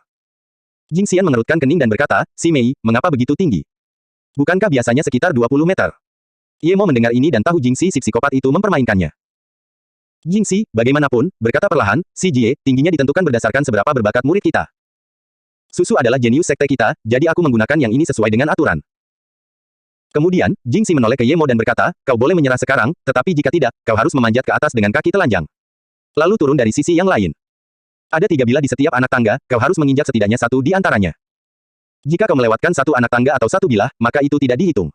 Ye Mo mencibir. Bahkan wajahnya pun berubah. Dengan su pengendali anginnya, dia bisa maju selangkah demi selangkah. Meskipun itu tidak baik untuknya, itu bukan masalah besar, tetapi dia tidak bisa maju terlalu cepat karena jika dia melakukannya, Jing Si pasti akan mencari alasan lain. Alasan utama mengapa wajahnya berubah adalah agar Jing Si dapat melihatnya. Meskipun ini tidak menguntungkannya, itu tidak mengancamnya. Jing Si melihat wajah Ye Mo berubah dan mencibir. "Karena kamu datang dan menghinaku, teruslah menghinaku. Bahkan jika kamu ingin pergi, aku akan tetap membunuhmu." Jing Xian juga melihat wajah Ye Mo tidak baik, jadi dia ingin menasihatinya, namun, Ye Mo datang dan berkata, "Jing Xian Qianbei, tolong bantu aku merekam seluruh prosesnya." Kemudian, dia mengeluarkan ponselnya dan memberikannya kepada Jing Xian. Dia takut Jing Si akan melakukan sesuatu. Meskipun dia tidak takut dengan gunung pedang, dia menahan amarahnya. Dia masih belum cukup kuat. Jika dia berada di tahap 4 atau 5 sekarang, dia akan menangkap Jing Si dan menyuruhnya menyerahkan Luo Ying. Dia tidak perlu memanjat gunung pedang yang tidak berguna itu. Ye Mo melepas sepatunya dan berdiri di anak tangga pertama tanpa ragu. Darah langsung menetes. Beberapa biarawati yang kurang berani segera berteriak dan menutup mata mereka. Jing Si mencibir dan berkata kepada seorang biarawati, "Bawa Susu ke sini." Dia merasa puas akan balas dendam di dalam hatinya. Dia akan membiarkan Susu melihat orang yang dicintainya dalam keadaan seperti itu. Ye Mo juga mencibir. Dengan kekuatannya, kakinya tidak akan berdarah saat pertama kali melangkah. Tidak peduli seberapa kuat bilahnya, itu harus terjadi setidaknya setelah puluhan meter atau bahkan tidak. Meskipun ini adalah pertama kalinya baginya, dia masih bisa mengatasinya. Alasan mengapa kakinya berdarah saat pertama kali melangkah adalah karena indera spiritualnya merasakan ada lebih banyak jebakan di gunung pedang. Jika dia tampak tidak terluka, Jing Si pasti akan mengaktifkan sesuatu. Jing Si ini tahu bahwa King Gongnya kuat. Bahkan jika Jing Si mencoba melakukan trik di tengah jalan, dia tidak akan takut, tetapi dia takut wanita ini akan menemukan alasan aneh baginya untuk tidak dapat melihat Luo Ying. Saat Luo Ying sedang bingung dan khawatir, seseorang benar-benar membuka pintu dan membawanya ke tempat latihan. Dia bahkan tidak berpikir dan bergegas keluar. Saat Luo Ying tiba di tempat kejadian, Ye Mo sudah menaiki lebih dari 100 anak tangga dengan ketinggian sekitar 40 meter. Ye Mo membanjiri telapak kakinya dengan Qi. Meskipun su pengendali anginnya kuat, tidak mudah untuk melangkah perlahan seperti ini. Setelah lebih dari 10 meter, Ye Mo menemukan jalan. Meskipun melelahkan, tetapi setelah dia memfokuskan Qi-nya di telapak kakinya dan memasangkannya dengan su pengendali angin, dia punya cara untuk menyelesaikan ini tanpa cedera. Karena dia tahu ada lebih banyak jebakan di sini, dia mengunci indera spiritualnya dengan erat pada Jing Si. Setiap 10 meter, dia akan membuat dirinya berdarah. Ketika Jing Si melihat darah, dia sangat gembira dan mencibir. Dia melebih-lebihkan bajingan ini. Berdarah pada langkah pertama, dia tidak akan bisa bertahan sampai akhir, dan ini hanyalah gunung pedang. Ada lautan api yang lebih menakutkan. Dia tidak percaya Ye Mo akan mampu menyelesaikannya. Jing Xin, akhirnya aku bisa membalas dendam. Luo Ying datang ke gunung dengan wajah pucat. Dia langsung melihat darah di lantai, menyebabkan pikirannya menjadi kosong. Dia ingin berteriak, tetapi dia segera menutup mulutnya karena takut akan memengaruhi Ye Mo. "Susu, teman ini sangat baik padamu, dia berani berjalan di gunung pedang untukmu. Meskipun Sisu melakukan ini untuk kebaikanmu, tapi..." Jing Si melihat Susu datang dan berkata tanpa ekspresi. "Sisu, kumohon biarkan Ye Mo turun, aku mohon." Sebelum dia selesai berbicara, dia tertegun saat cipratan darah besar jatuh. Indera spiritual Ye Mo berada di Jing Si dan tidak menyangka Luo Ying akan tiba-tiba muncul. Luo Ying sangat lemah dan kurus, bahkan wajahnya pucat pasi. Di bawah rasa sakit dan putus asa seperti itu, energi spiritual di bawah kakinya menghilang, dan bilah tajam itu langsung mengiris kakinya dalam-dalam. Ye Mo segera tahu situasinya tidak baik. Dia memusatkan perhatiannya. Dia ingin membunuh Jing Si sekarang karena menyiksa Luo Ying seperti ini. Namun, dia tahu sekarang bukan saatnya untuk membunuh biarawati tua ini karena dia lebih kuat darinya. Ark. Melihat begitu banyak darah berceceran, Luo Ying tidak dapat menahan rasa khawatirnya lagi. Air mata membasahi wajahnya saat dia berlutut di depan Jing Xian. "Pimpinan Sibo, tolong lepaskan Ye Mo, aku mohon padamu." Susu bersedia melakukannya untuknya. Hati Luo Ying terbakar oleh keputusasaan. Dia tahu tidak ada harapan untuk memohon pada Jing Si, jadi dia hanya bisa berlutut di depan Jing Xian untuk memohon. Jing Xian menghela napas. Dia ingin menarik Luo Ying, tetapi Luo Ying memegang kaki Jing Xian erat-erat sambil menangis. "Jing Si Si Mei." Jing Xian baru saja mengucapkan 4 kata ketika Jing Si berkata dengan sangat sopan, "Si Jie, jika kita melanggar aturan sekte kita, bagaimana kita bisa bertahan hidup?" Dan di gunung belakang. Setelah mengucapkan dua kata itu kembali ke gunung, Jingxi tiba-tiba berhenti dan wajah Jingxian berubah drastis, tetapi dia tidak berani mengatakan apapun lagi. Hati Ye Mo terasa hangat melihat Luo Ying berlutut memohon padanya, tetapi melihat Luo Ying begitu sedih membuatnya merasa lebih buruk. Telapak kakinya teriris lebih dalam, tetapi dia segera tenang. Dia mengumpulkan cinya di telapak kakinya dan berjalan lebih cepat. Susu, berdirilah dan tunggu aku akan membawamu pergi. Suara tenang Ye Mo terdengar di telinga Luo Susu. Luo Susu berdiri dengan gembira, matanya dipenuhi dengan Ye Mo. Ye Mo benar-benar ada di sini untuk membawanya pergi. Apakah dia mengingat sesuatu dalam mimpinya seperti dirinya? Mengapa dia terdengar begitu alami dan tidak perlu dipertanyakan lagi ketika dia mengatakan akan membawanya pergi? Melihat Luo Ying berdiri dan tampak melupakan keberadaannya, tatapan Jingxi menjadi dingin. Kalian pasangan yang jorok, aku tidak akan membiarkan kalian hidup dengan baik. Memikirkan hal ini, Jingxi turun dari sisi lain. Semua orang terkejut. Mereka belum pernah melihat seseorang berjalan di Gunung Pedang dengan begitu mudah. Bahkan Jingxian pun terkejut. Dia tidak pernah menyangka pemuda ini benar-benar berjalan di Gunung Pedang selangkah demi selangkah. Mata Luo Ying selalu tertuju pada Ye Mo. Semakin dekat dia dengan Ye Mo, semakin dia merasa Ye Mo adalah orang yang dia impikan. Pada saat ini, Ye Mo turun dan dia langsung berlari memeluknya. Selain air mata, dia tidak tahu harus berkata apa. Jika sebelumnya dia tidak curiga sama sekali setelah melihat Ye Mo bersedia berjalan di Gunung Pedang untuknya. Gunung Pedang, dia tiba-tiba teringat dan berjongkok dengan cepat. Ye Mo, kakimu. Ye Mo menggendong Luo Ying dan menatapnya dengan saksama. Maaf, Tuan, saya datang terlambat. Wajah Luo Ying sedikit memeras, setedong Ye Mo. Dia segera berkata, turunkan aku, mereka semua sedang melihat. Hati Ye Mo hampir meledak karena kegembiraan melihat tuannya lagi. Ketidaknyamanan yang dialaminya selama ini telah hilang. Dia bahkan mengesampingkan kebenciannya terhadap Jingxi. Meskipun dia gembira, dia mendengarkan Luo Ying dan menenangkannya. Luo Ying mendongak dan melihat Ye Mo hanya menatapnya. Wajah pucatnya tampak lebih bersemangat. Ye Mo telah meraih pergelangan tangan Luo Ying dan memberikan Ci untuk mengobatinya. Sudah begitu akrab, Luo Ying, beberapa bulan yang lalu, kalian masih bertengkar, bagaimana dengan sekarang? Suara dingin Jingxi terdengar. Mendengar suara ini, kekasaran wajah Luo Ying menghilang. Ye Mo berbalik dan menatap Jingxi dengan dingin. Jingxi, jangan kira aku akan membiarkan ini begitu saja. Apa yang kau lakukan pada Luo Ying, aku akan membalasmu berkali-kali. Berani sekali kau bersikap sombong di Serenity, menurutmu siapa? Kau pikir kau begitu hebat karena berjalan di Gunung Pedang? Jika kau berani menyinggung Serenity kami akan membuatmu tetap di sini selamanya. Biarawati berwajah hitam itu langsung berteriak, lalu dia menatap Jingxi. Jika Jingxi memberi perintah, mungkin dia akan segera maju dan menyerang Ye Mo. Luo Ying segera menutupi wajah Ye Mo dan membungkuk. Jing Wen Sisu, Ye Mo baru saja datang ke sini dan tidak tahu banyak hal, mohon maafkan dia.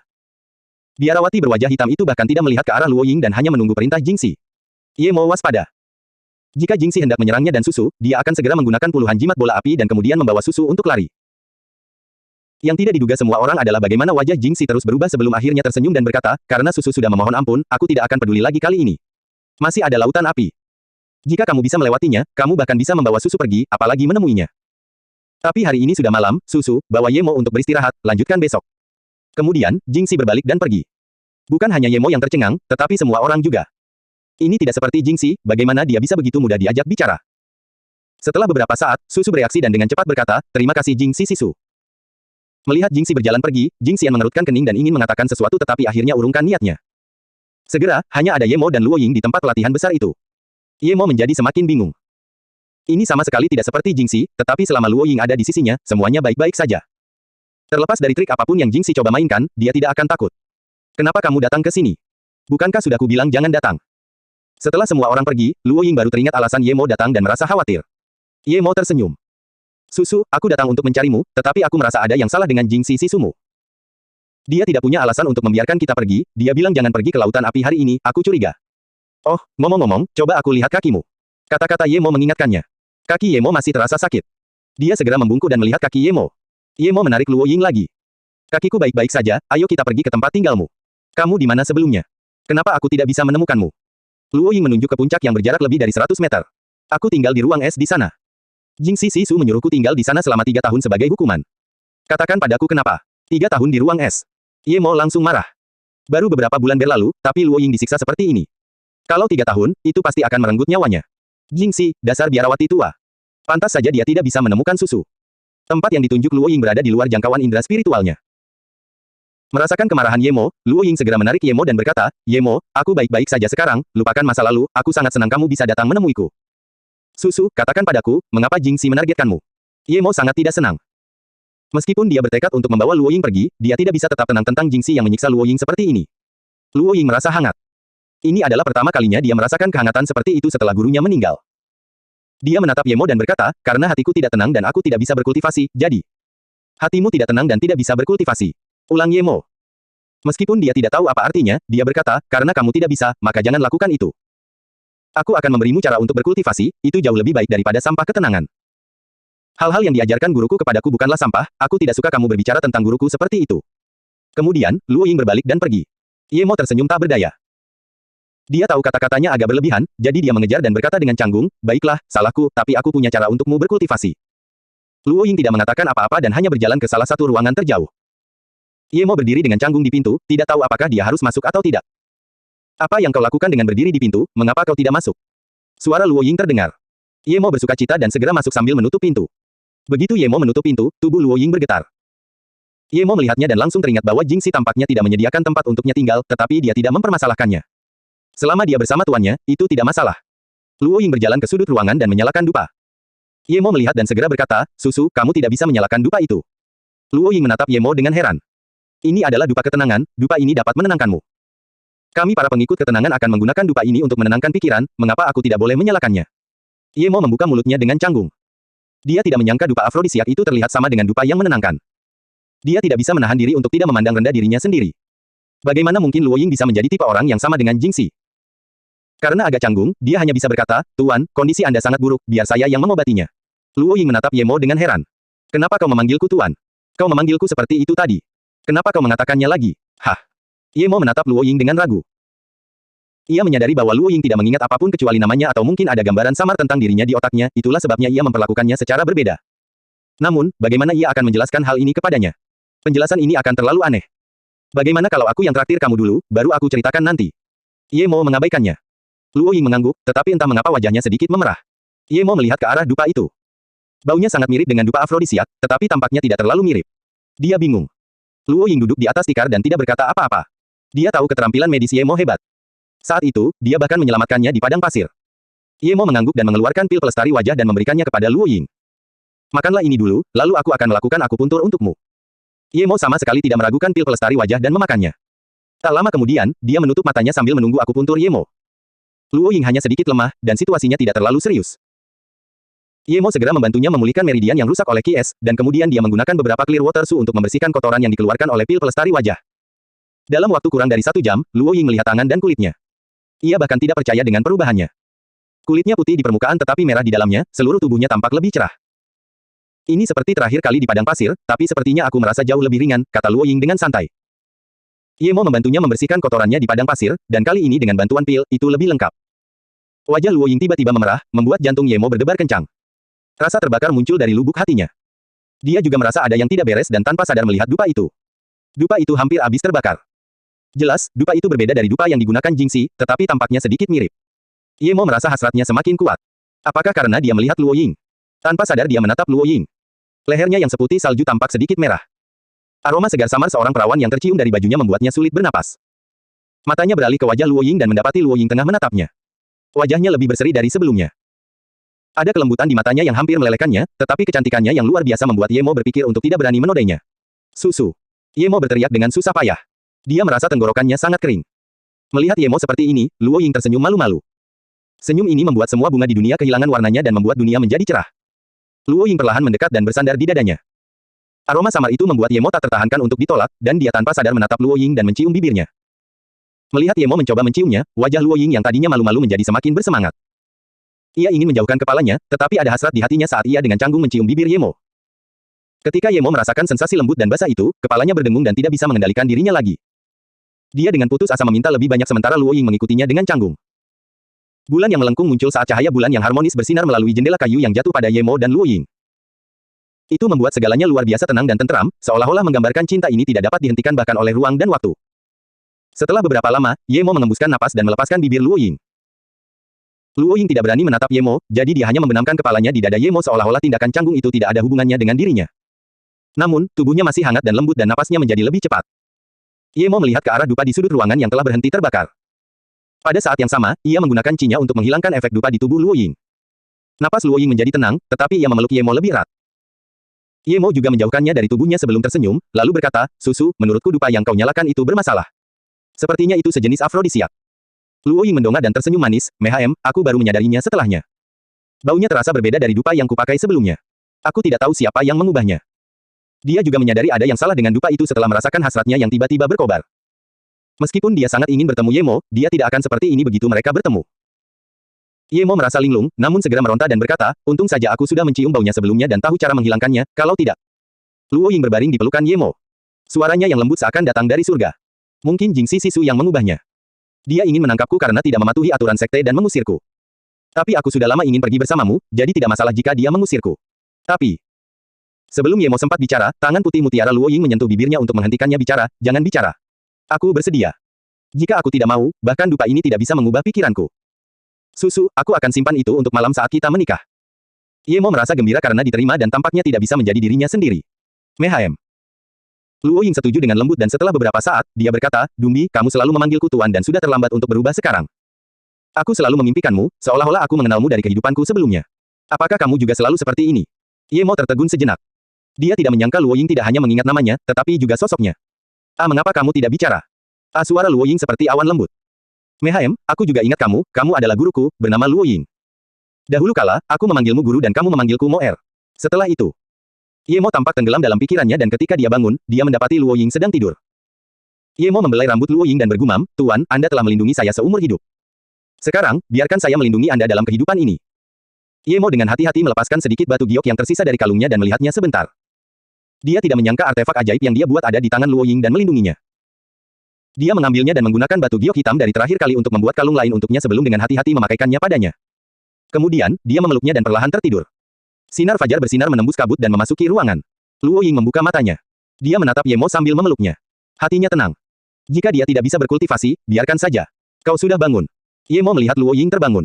Ia pikir ia sedang bermimpi. Luo Ying yang telah ia pikirkan selama berhari-hari dan bermalam akhirnya berada dalam pelukannya. Ia benar-benar takut ini hanya mimpi. Namun, sinar matahari pagi memberitahunya bahwa itu bukan mimpi. Itu nyata. Ia telah kehilangan kesempatan sekali dan ia tidak akan melewatkannya untuk kedua kalinya. Mehem, keluarlah sebentar. Aku perlu mandi dan berganti pakaian. Luo Ying berdiri. Ye Mo masih tercengang. Tadi malam dia tidak menyadarinya, tapi sekarang dia tahu betapa cantiknya Luo Ying. Luo Ying menatap wajah Ye Mo yang tercengang dan tersenyum. Tepat saat dia ingin berbicara, suara dingin Jingxi terdengar di pintu, apa, kamu tidak cukup berhubungan seks tadi malam? Ye Mo, keluarlah. Aku perlu bicara dengan Susu. Ye Mo membuka pintu dan menatap Jingxi dengan dingin. Minggir. Susu tidak suka berbicara denganmu. Kamu tidak punya hak untuk itu. Wajah Jingxi berubah hijau dan menatap dingin ke arah Ye Mo, tetapi dia berkata kepada Luo Ying, Susu, aku perlu bicara denganmu. Luo Ying berdiri dengan tenang dan berjalan di samping Ye Mo sambil berkata, biarkan dia masuk dan tunggu aku di luar. Jangan khawatir, aku akan mendengarkanmu. Setelah hari ini, aku akan pergi bersamamu. Namun, Ye Mo tidak begitu mempercayai Jingxi.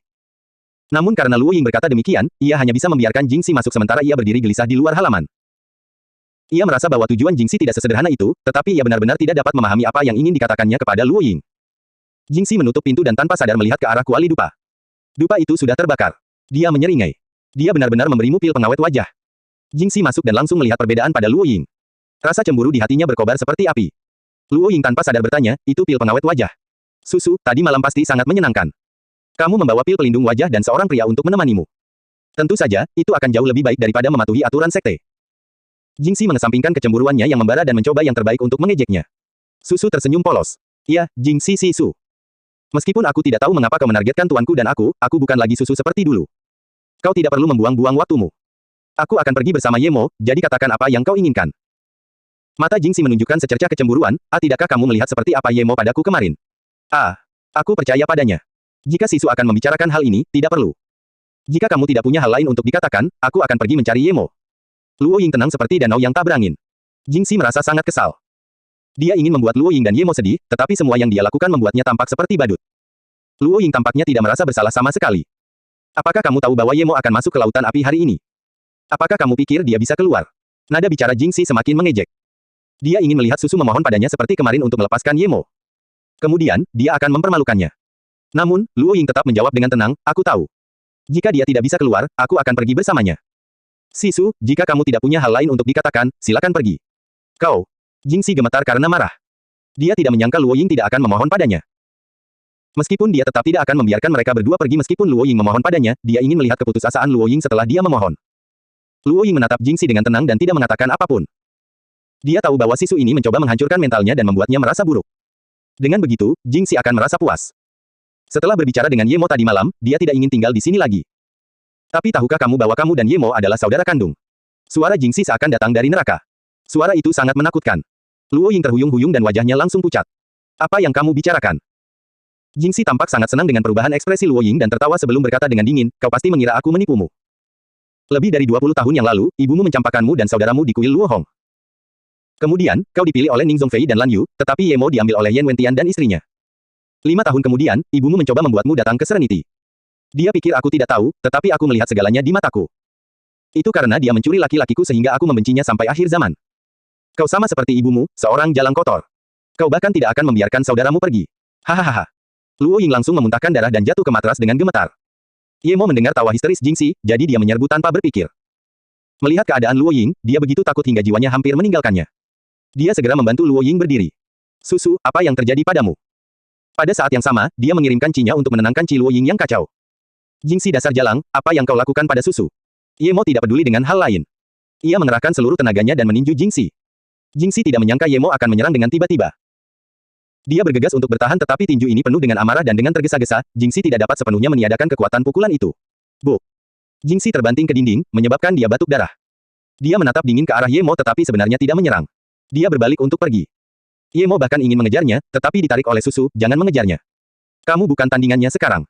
Ingat, jika suatu hari kamu bisa mengalahkannya, bantu aku membunuhnya. Ye Mo terdiam. Tentu saja, dia akan membunuh Jingxi, tetapi dia belum pernah mendengar Susu mengatakan dia ingin membunuh seseorang sebelumnya. Dapat dilihat betapa marahnya dia pada Jingxi. Mo aku akan tetap memanggilmu seperti itu. Meskipun Luo Ying menenangkan Qi-nya dengan perawatan Ye Mo, wajahnya masih pucat. Aku ingin bertanya sesuatu padamu. Apakah ayahmu Ye Wentian? Mata Luo Ying tampak penuh harap. Ye Mo mengangguk dan berkata, ya, tapi aku mungkin bukan dari keluarga Ye. Meskipun nama keluargaku adalah Ye, aku bukan dari keluarga Ye di Beijing. Ye Mo berkata demikian karena nama belakangnya di kehidupan masa lalunya adalah Ye. Mendengar perkataan Ye Mo, wajah Luo Ying menjadi lebih buruk. Dia tersentak, apakah kamu tahu dari mana asalmu? Ye Mo menatap Luo Ying dengan rasa ingin tahu dan menggelengkan kepalanya. Aku tidak tahu. Aku hanya tahu aku dijemput dari jalanan. Dari mana? Luo Ying tampak khawatir. Dari kuil Luo Hong. Aku masih punya saudara perempuan. Ada apa, Susu? Sebelum Ye Mo menyelesaikan perkataannya, Luo Ying kembali memuntahkan darah. Ye Mo segera menyuapinya pil kehidupan teratai sambil menggunakan Qi-nya untuk menenangkan tubuhnya.